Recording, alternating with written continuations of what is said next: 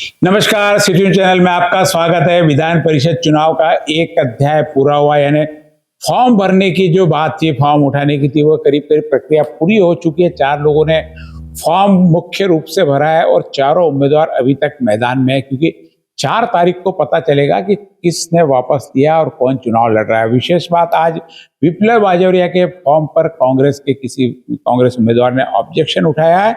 कहा कि इनका जो प्रतिज्ञा पत्र है वह अधूरा है, उस पर पूरी सुनवाई चल रही है। कार्रवाई अभी भी हमारा, जब तक हम ये रिकॉर्ड कर रहे हैं, जब तक कार्रवाई शुरू है।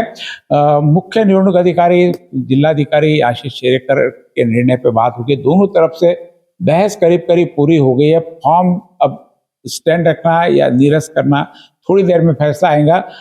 जानते हैं कि क्या अभी कल जो फॉर्म भरे उसके ऊपर क्या अभी लग रहा है। जैसा कि बाजोरिया के फॉर्म से जो दोनों खेमों में, यानी महायुति महाविकास, दोनों खेमों में कहीं तो भी गड़बड़ मच गई थी, क्योंकि दोनों के जो वोटर्स हम जिसको बोलते हैं, उनके उस पे सूचक और अनुमोदक पे अक्षर थे, हस्ताक्षर थे। जबकि ऐसा लग रहा था कि विप्लव बाजोरिया जब फॉर्म भर रहे तो जो अपक्ष उम्मीदवार है 35, जिन्हें जो महायुति में और महागठबंधन में शामिल नहीं है, जिसमें प्रहार के भी लोग थे, वो भी महायुति में महागठबंधन में अभी शामिल नहीं है, तो उनके किसी के हस्ताक्षर वहां पे रहेंगे। लेकिन इन सारी बातों को नकारते हुए उन्होंने महायुति और महाविकास आघाड़ी के जो नगर सेवक है उनके उस पर सिग्नेचर लिए। क्या दर्शाती है यह बात कि क्या दोनों पार्टी में फूट पड़ने की संभावना है या कोई बाजोरिया नया गेम खेलते जानते हैं। मेरे साथ में परिमल खापिया है। चर्चा के दौरान मालूम पड़ेगा कि आखिर बाजोरिया क्या चाहते। यदि ये एपिसोड करते करते भी यदि बाजोरिया का रिजल्ट आता तो वो भी हम आपको बता देंगे। अभी फिलहाल वहाँ पे अभी इसकी सुनवाई चालू है, फॉर्म स्टैंड रखना है नहीं रखना है। लेकिन फॉर्म स्टैंड रहता है तो क्या फर्क पड़ेगा इस चुनाव में विप्लव बाजोरिया के आने से। विप्लव बाजोरिया खुद पहले एमएलसी रह चुके हैं। परभणी से और हिंगोली से उन्होंने टिकट मांगी थी, लेकिन वहां से उनको टिकट नहीं मिली। शिंदे सेना ने किसी और को वहां से टिकट दे दी, शहीद खान को। देखिए जी, अभी जैसा चल रहा है कि प्रतिज्ञा पत्र में कुछ त्रुटियां है, एक जो भी उनके प्रतिद्वंदियों ने इस पे आक्षेप उठाया, उसका भी पटाक्षेप मुझे लगता है थोड़ी देर में हो जाएगा। यदि हम बात करें, यदि विप्लव स्टैंड करते हैं, मुझे लगता है विप्लव यदि स्टैंड करते हैं तो मुकाबला रोचक हो जाएगा। इसलिए भी रोचक होगा कि हमको ये कहना कि महायुति के तोड़ेंगे या महाविकास आघाड़ी के, दोनों, क्योंकि उन्होंने दोनों में सेंध लगाई है। और यदि उन्होंने दोनों में जिस तरीके की सेंध लगाई है और अगर ये सब कुछ सही रहा तो मैं बार बार कह रहा हूँ, मुकाबला बड़ा ही रोचक होगा जी। क्योंकि हम जैसी बात करें कि इस इलेक्शन में, इस पूरे चुनाव में बहुत ही गहन तरीके से, यानी बहुत एक एक वोटर का महत्व है। 453 यदि वोटर है तो हर एक वोटर का अपना एक महत्व है, और इसमें कोई रिजेक्ट नहीं होता कि आपने इसको नहीं दिया। First, second, third, fourth choice चलती है। तो आप फर्स्ट राउंड में नहीं, सेकंड राउंड में आप किस तरीके का गणित बैठाते हैं, यानी इसमें वो बोलने का मतलब है कि 2 उम्मीदवार भी खड़े रहे तो हम ये नहीं बोल सकते कि विपक्ष के वोट बढ़ गए या पक्ष के वोट। सब जो बीजेपी से भी 2 लोग खड़े थे, यानी एक बंडखोर रहता था और एक ये भी रहता था, जिसकई जगह भी बंडखोर होने की 3 से 4 जगह से, कहीं शिंदे सेना की बंडखोरी है तो कहीं भाजपा की बंडखोरी है। यानी भाजपा का दूसरा जो पार्टी का सदस्य है वो भी खड़ा है तो कहीं शिंदे सेना की, जैसे यहाँ पे शिंदे सेना का अपक्ष खड़ा है तो कहीं ना कहीं बंडखोरी गिनी जाती है शिंदे सेना की, क्योंकि सीट यहाँ पे भाजपा को गई हुई है। ये जो चुनाव होता है, इससे पहले भी हमने एक विशेष एपिसोड इसके लिए लिया जिसमें बताया कि इसके वोटिंग किस प्रकार से होते हैं। तो यहाँ पे वोटों का कि जैसे मुख्य चुनाव जो अपने विधानसभा के होते हैं, जैसे अमरावती में जगदीश गुप्ता खड़े थे, उन्होंने खोड़के के वोट काट दिए। दूसरा खड़ा था, उन्होंने सुनील देशमुख के वोट काट दिए। तो ऐसा तीसरा चुनकर यहाँ पे आ गया। इस प्रकार उसमें देखे कि एक एक पक्ष का खड़ा होता, वहां यहाँ लेकिन वैसा वोट नहीं होता। यहाँ पे 50% प्लस 1 वोट कंपलसरी चुन के आने के लिए होता है। विधानसभा में ऐसा होता है, विधानसभा में जो हाईएस्ट वोटर है ना, कई बार ऐसा हो कि 16% जिसकी जमानत जब्त हो गई वो भी लोग चुन के आए हुए हो सकते हैं। क्योंकि ज्यादा यदि वोट हो जाए, ज्यादा बंटवारा हो जाए तो थोड़े से वोट में भी चुनकर व्यक्ति आ जाता है। यहाँ ऐसा नहीं है। यहाँ पे उसको जो दूसरा उम्मीदवार है और उसके 50 + 1 वोट, यानी अभी 453 वोट है, 227 वोट, यानी पूरा 51 प्लस 50+1, 50+ यानी ऊपर चाहिए 50, यहाँ 50+1 इसलिए 226+1 ऐसा नहीं होता, 227 वोट होना तो 227 वोट, 26.5 होना 227 वोट मिल जाएंगे। 227 वोट चुन के आने के लिए चाहिए। अब ये 227 वोट कैसे आते हैं?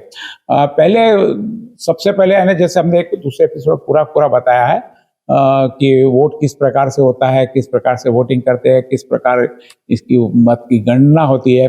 पहला मेरा व्यक्ति पसंद का ये है, दूसरी पसंद का, तीसरी पसंद का, ऐसे अपने को पसंद दिखाना है। 4% तक अपने वोट डाल सकते। 4% से यदि 5वां पसंद पे टिक कर दिया तो वोट निरस्त हो जाएगा।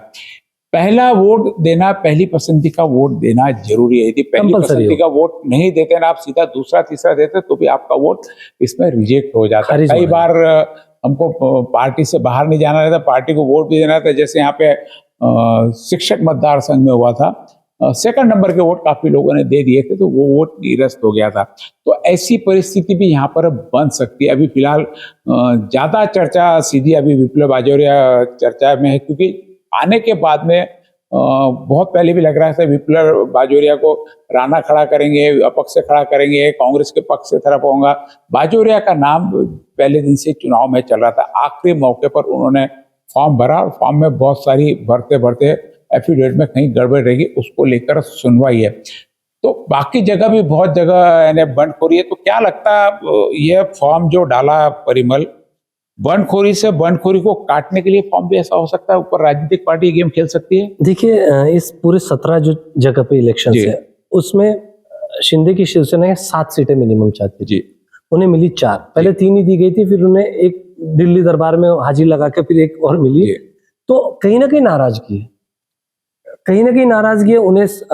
कई सीटें, जैसे अगर हम बात करें कि उन्हें सिंधुदुर्ग की चाहिए थी, उन्हें परभनी और परभनी उन्हें संभाजी नगर की भी चाहिए थी, जहाँ से सत्तार के लड़के खड़े हैं, और उन्हें यहाँ के उन्होंने अमरावती के लिए कभी ये नहीं किया, लेकिन इसलिए कि हम प्रेशर बिल्डअप करें, फिर बार्गेनिंग के लिए जो चीजें बार्गेनिंग है। जैसे यवतमाल में भी शिंदे सेना की सीट है, भाजपा का भी वहाँ पे बिल्कुल ये सब फॉर्म भरा है उन्होंने। यहाँ पे भी जैसे विप्लव बाजोरिया फॉर्म भरा, तो गोंदिया में अग्रवाल ने फॉर्म भरा है। देखकर ये जो सारी ये इसको पावर टैक्टिक्स कहते हैं। पावर टैक्टिक्स का मतलब ये होता है कि हमें पीछे हटना है, हमें बगावत नहीं करनी है, लेकिन हमें हमारी कुछ चीज मनवा लेनी है, भविष्य के लिए हमें कुछ चीज सिक्योर कर लेनी है। मुझे लगता है ये गेम बड़ा ज्यादा है। और यदि हम बात करें, क्योंकि 4 तारीख तक मुझे लगता है कई इस चीजों का पटाक्षेप हो जाएगा। यदि आज वो स्टैंड भी रहता है तो हो सकता है 4 को दबाव में वापस ले लिया, फिर शिंदे सेना पर कुछ दबाव एकनाथ और शिंदे पे हो सकता है। लेकिन इन सब में अगर यदि विप्लव स्टैंड करते हैं, वो नहीं लेते वापस, और उनका पर्चा अगर स्टैंड होता है, उनका क्वालिफाई होता है, तो मुझे लगता है रोचक होगा मुकाबला निश्चित रोचक लग रहा है। हालांकि बहुत ज़्यादा मुझे भी लगता है कि अपने को भी बहुत ज़्यादा यहाँ पे डिस्कशन किया है किसकी ओपिनियन की जगह, क्योंकि सीधा मुकाबला होता है। हमने इसके लिए एक अलग से एपिसोड ले लिया कि विधान परिषद के चुनाव कैसे होते हैं। अब सारा का सारा ये चलेगा आपके पास में कितनी शक्ति है, कितना पावर है, कितना दबाव बना सकते हैं अपने वोटिंग। दबाव सब प्रकार के हो सकते हैं, संबंधों के हो सकते हैं, राजनीतिक हो सकते हैं, आर्थिक हो सकते हैं, किसी बिजनेस को लेके हो सकते हैं। आप किस प्रकार से इन सारे जो 453 नगर सेवक है, इस पे किस प्रकार से, पार्टी का तो अपना दबाव रहता है, लेकिन पार्टी के से फूट के भी लोग अलग वोट दे सकते हैं। इसमें किसी को कोई, ठीक है व्हीप जारी हो गया व्हीप का, लेकिन जो वापस उसका ये होना चाहिए। देखिए, व्हीप होता है, व्हीप जारी होता है, लेकिन ये पूरे गुप्त चुनाव होते हैं। यानी आप इसको अपने व्हीप का उल्लंघन किया, किसे पता चले? जिससे पता है। तो इसलिए व्हीप को कितना वैल्यू है, अब ये तो समय बताएगा कि व्हीप के, क्योंकि पहली बार में 150 वोट तो सीधे बीजेपी के, 120 कांग्रेस के, तो कांग्रेस को पहले राउंड में 120 और इसको 150 तो मिलने ही चाहिए। महायुति की बात करें तो 227 वोट सीधे पहले राउंड के वोटे को जाना चाहिए, जबकि ऐसा कहीं तक भी दूर तक अंदेशा नहीं लगता, क्योंकि आज ही हमने देखा कि दोनों महाविकास आघाड़ी और महायुति के दोनों के वोटर्स को अपने तरफ किया नहीं किया, लेकिन फॉर्म पे साइन किया, यानी अनुमोदन करते हैं, हम इसको सूचित करते हैं, अनुमोदन करते हैं, यानी एक अधिकृत रूप से लिखित रूप में उन्होंने उनको समर्थन जारी कर दिया, जिसमें 5 नगर सेवक उबाटा के हैं, 3 नगर सेवक शिंदे सेना के और 2 समाजवादी पार्टी के। ऐसे 10 लोगों ने मिलकर विप्लव बाजोरिया के फॉर्म पे साइन, क्योंकि 10 लोगों की सही लगती है एक उम्मीदवार को खड़ा होने के लिए। तो ऐसे 10 लोगों की साइन उन्होंने ली। पहले जिस बताया कि अलग अलग चल रही थी, इससे लेगा उससे, लेकिन सारी चीजों के करते हुए विप्लव बाजोरिया ने पहली बार तो अपनी ताकत दिखा दी। अब आज के इस जो अभी चल रहा है वहां पर चल रही है, वाद प्रतिवाद चल रहा है कि चल रहा है, अब उसमें क्या होता है, क्योंकि क्या है, अपक्ष उम्मीदवार है, राजनीतिक पार्टी इसके तरफ से कौन, और ऑब्जेक्शन लिया कांग्रेस पार्टी ने। बीजेपी ऑप्शन लेती तो समझते थे बीजेपी का सरकार का भी प्रेशर आएगा, लेकिन कांग्रेस ने ऑब्जेक्शन लिया। कांग्रेस के तरफ से कौन प्रेशर लगाता है, और यदि लगता है कांग्रेस को नुकसान पहुंचा सकते हैं विप्लव बाजोरिया, तो शायद हो सकता है बीजेपी इस पक्ष में नहीं बोले, फॉर्म शायद स्टैंड भी रह जाए। क्योंकि हमने इससे पहले बताया कि इसमें वोट काटने का, कि वोट कट जाएंगे, बंटवारा हो जाएगा, इसका फर्क नहीं पड़ता है। 2 लोग खड़े भी रहे तो उनको सेकंड वोट नहीं भी मिलता है, तो आखिरी में जो कई बार ऐसा होता है कि इसका पहला कोटा पूरा नहीं होता, तो सब आखिरी के करके आखिरी में जो हाईएस्ट वोट रहेगा वहां जरूरी नहीं है कि पूरे 51 प्रति 50+1 रहे, यानी आखिरी में सारे वोट हो गए, इनको किसको सेकंड नंबर को देने का वोट नहीं है, तो लास्ट वाला रहता उसका भी एलिमिनेशन होके ये फर्स्ट में चले जाता है। उसमें भी कई बार थोड़ा सा रहता है, क्योंकि जो जो कम वोट रहेंगे उनको उसके दूसरे नंबर पर जो वोट रहेंगे, जो दूसरी तरफ दूसरे जो ऊपर के उम्मीदवार है उनके तरफ चले जाते हैं। थोड़ी देर में यदि हमको रिजल्ट आता है तो पुनः आपके पास आके बताएंगे कि विप्लव बाजोरिया का क्या हुआ।